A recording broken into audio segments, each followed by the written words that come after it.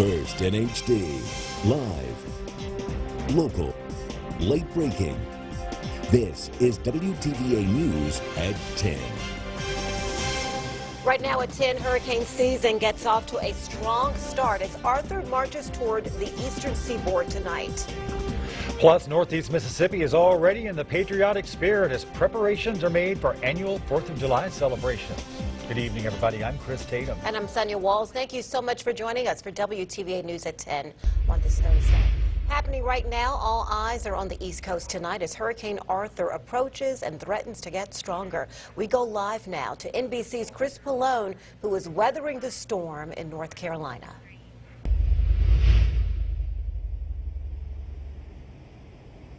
There is a mandatory evacuation on land. Live in Kill Devil Hills, North Carolina, I'm Chris Pallone. Now back to you. Well, continuing coverage tonight, while people along the East Coast are hunkering down for a hurricane, people in Northeast Mississippi are preparing for a picnic.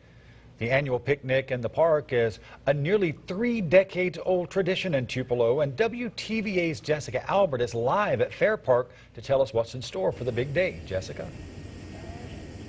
Chris, we're just hours away. For now, live in Tupelo, Jessica Albert, WTVA News.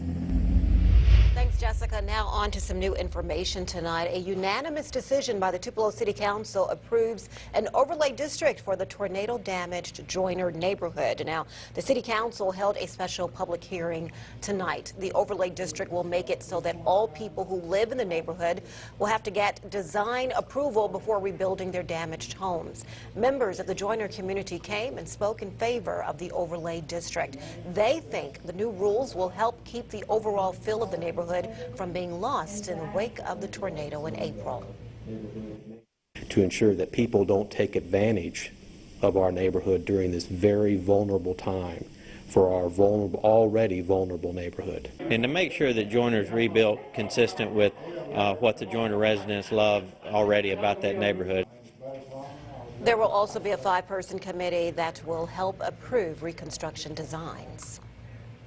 Well, thousands of volunteers are headed for the All-America City. They'll arrive next Friday to help rebuild houses destroyed or damaged by that April tornado. It's all part of 8 Days of Hope 11. A whopping 3,023 volunteers have signed up to participate in the event. That's a record-setting number. And those volunteers come from 37 different states. 8 Days of Hope President Steve Tiber calls this one of the most unique missions his organization has ever hosted. What makes this group so interesting is we have 800 locals that have wanted to play a part in the rebuilding effort, and they've been looking for an avenue to do that. The great news, they get to sleep in their bed, but they still get to experience 8 Days of Hope. More importantly, they get a chance to help others rebuild. The deadline to sign up to volunteer for this 8 Days of Hope mission has passed, but you can still donate to the cause. To learn how you can help, visit 8daysofhope.com. In other news tonight, the man in charge of Itawamba County's economic development efforts for almost 7 years is moving on. Greg Deacle took over the job when the economy was in recession and believes he's leaving Itawamba County better off than when he arrived. Deacle will move to a similar role with the R.J. Corman Company. This November 1st would have been 7 years ago, and it's been a very pleasurable and learning experience. And Deacle says development at the Itawamba County port site is one of his high water marks during his tenure. New at 10 tonight, the Chris McDaniel campaign is getting closer to mounting a challenge to last week's election results. That's right. The McDaniel campaign is now offering reward money up to $1,000 to people who can provide evidence of voter fraud. They're looking for information that'll lead to the arrest and conviction of people involved. Today, McDaniel's camp also served a notice of request to review all election records. Until now, they've concentrated much of their investigation on poll books, those books voters sign at the polls. Now, a McDaniel spokesman says they handed that notice to Senator Thad Cochran's son. McDaniel's camp calls this investigation the Election Integrity Challenge. So far, we've examined election records in 51 counties out of the 82, 31 still to go, and of course 19,000, more than 19,000 absentee ballots that have yet to be examined. And so we're confident that there are going to be a very significant number of ineligible votes that were cast in those 31 counties and among those 19,000 absentee ballots. The Cochran campaign has repeatedly said these are baseless accusations. This is the second time the McDaniel campaign has asked for funds from supporters.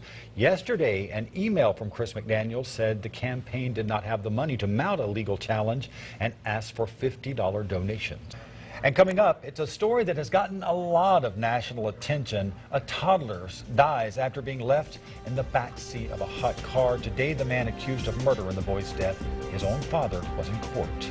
Plus, frightening scenes from just a ways away from the World Cup soccer stadium. We have the latest facts on a deadly collapse of an overpass. First in HD, live, local, late breaking. This is WTVA News at 6. Right now at 6, the polls are open and all eyes are on the hotly contested Republican primary runoff. We check in on the voting. Plus, we have the latest on the investigation into a local jewelry store heist. Good evening, everybody. I'm Chris Tatum. And I'm Emily Leonard. Thank you so much for joining us for WTVA News at 6. Sonia Walls is on assignment. Happening now, there's just 1 hour left to cast your ballot in today's Republican runoff for a U.S. Senate seat. All eyes are on Mississippi tonight to see who can win the race between the incumbent Senator Thad Cochran and his Tea Party challenger Chris McDaniel. The winner will face a Democratic challenger in November. WTVA's Tyler Hill joins us live from the Lawndale Presbyterian Church precinct with more. The number of voters at the Lawndale precincts, but for now we are live in Tupelo. I'm Tyler Hill for WTVA News. And stay with WTVA News for the latest on the runoff elections. We'll have the unofficial results tonight on WTVA News at 10 and on WTVA.com. And be sure to connect with us via social media. You can follow us on Twitter and Facebook.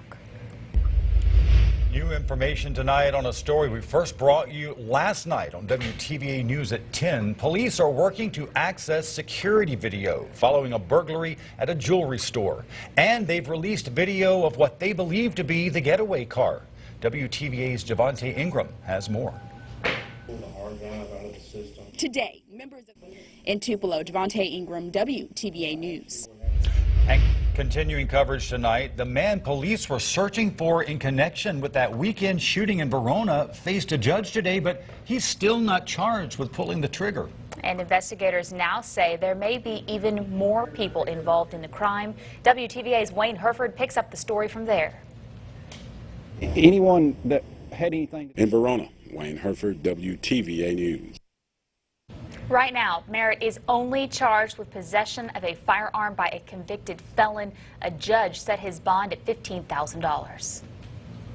Well, chicken chain KFC says 2 different investigations now have failed to find any evidence that an employee asked a 3-year-old girl and her family to leave one of its restaurants because of scars she suffered from a dog attack that they scared customers. A KFC spokesman says today that the company considers the matter closed. An investigation by the franchise restaurant in Mississippi and an independent probe were done. KFC is still donating $30,000 to help with the little girl's medical bills. Accusations that Victoria Wilcher was asked to leave the KFC were made earlier this month on Facebook. And we will have more on this story tonight on WTVA News at 10. And new tonight at 6, a modern-day cowboy is in northeast Mississippi on a coast-to-coast trek to help veterans. Matt Littrell is a Marine Corps veteran. He and his horse left Camp Lejeune in North Carolina several weeks ago, and they're headed to Camp Pendleton in California.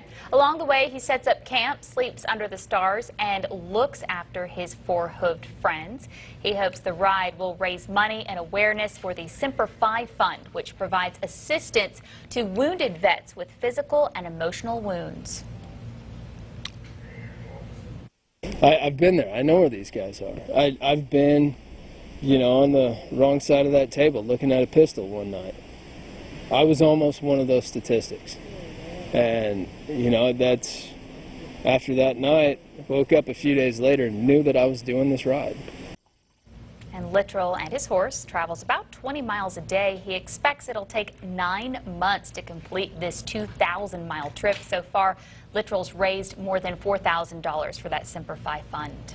Wow, love to see what he's doing. Stories like his are hard to hear. Absolutely. Well, coming up, techies are traveling to a northeast Mississippi county. We show you which business is expanding and how many new jobs are being created next on WTVA News at 6.